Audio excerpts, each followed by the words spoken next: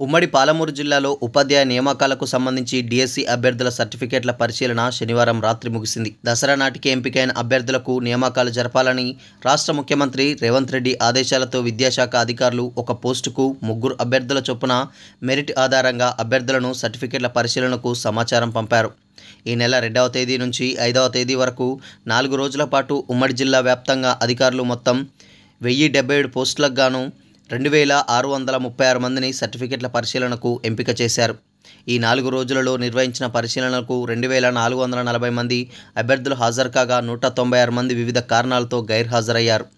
కాగా SGT special ఎడ్యుకేషన్కు సంబంధించి కొంతమంది అభ్యర్థులు కోర్టును ఆశ్రయించిన నేపథ్యంలో వారి సర్టిఫికేట్ల పరిశీలనను నిర్వహించలేదు. జిల్లాల వారీగా వివరాలు చూసుకున్నట్లయితే మహబూబ్నగర్ జిల్లాలో మొత్తం 243 పోస్టులకు గాను అధికారులు 576 మందిని సర్టిఫికేట్ల పరిశీలనకు ఎంపిక చేయగా 552 మంది హాజరు కాగా 24 మంది గైర్హాజరయ్యారు. జోగులాంబ గద్వాల జిల్లాలో 172 పోస్టులకు 416 మంది అభ్యర్థులు హాజరు కావాల్సి ఉండగా 387 మంది హాజరు కాగా 29 మంది గైర్హాజరయ్యారు.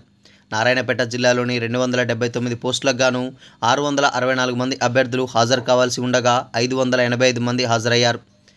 79 మంది వివిధ కారణాల వల్ల సర్టిఫికేట్ల పరిశీలనకు హాజరు కాలేదు. నాగర్ కర్నూలు జిల్లాలో 231 పోస్టులకు 617 మంది హాజరు కావాల్సి ఉండగా 575 మంది సర్టిఫికేట్ల పరిశీలనకు రాగా 42 మంది గైర్హాజరయ్యారు.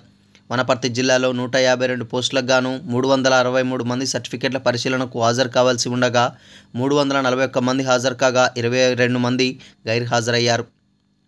2 రోజుల తుది జాబితా వరకు ఉపాధ్యాయ పోస్టుల భర్తీకి సంబంధించి 2 రోజులలో ఉమ్మడి పాలమూరు జిల్లా అధికారులు ప్రభుత్వ ఆదేశాల మేరకు 1-2 రోజుల్లో అర్హుల తుది జాబితాను రూపొందించనున్నారు.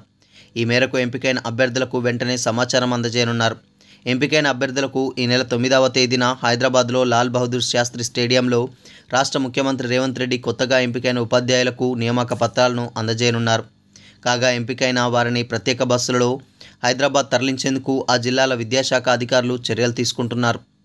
డిఎస్సిలో ఉపాధ్యాయ నియామకాలకు సంబంధించి ఒక క్లారిటీ రావడంతో ఉద్యోగాలు తప్పనిసరిగా వస్తాయన్న నమ్మకంగా ఉన్న అభ్యర్థులు దసరా పండుగను మరింత ఆనందంగా జరుపుకోవాలని సన్నద్ధమవుతున్నారు. సర్టిఫికేట్ల పరిశీలన ప్రక్రియ పూర్తయిన నేపథ్యంలో 1-2 రోజుల్లోనే అర్హుల తుది జాబితాను అధికారులు ప్రకటించనున్న నేపథ్యంలో అభ్యర్థులు ఆసక్తిగా ఎదురుచూస్తున్నారు. ఉపాధ్యాయ నియామకాలకు సంబంధించి ఎంపిక ప్రక్రియలో భాగంగా గత 4 రోజుల పాటు నిర్వహించిన సర్టిఫికేట్ల పరిశీలన ప్రక్రియను సజావుగా నిర్వహించాం.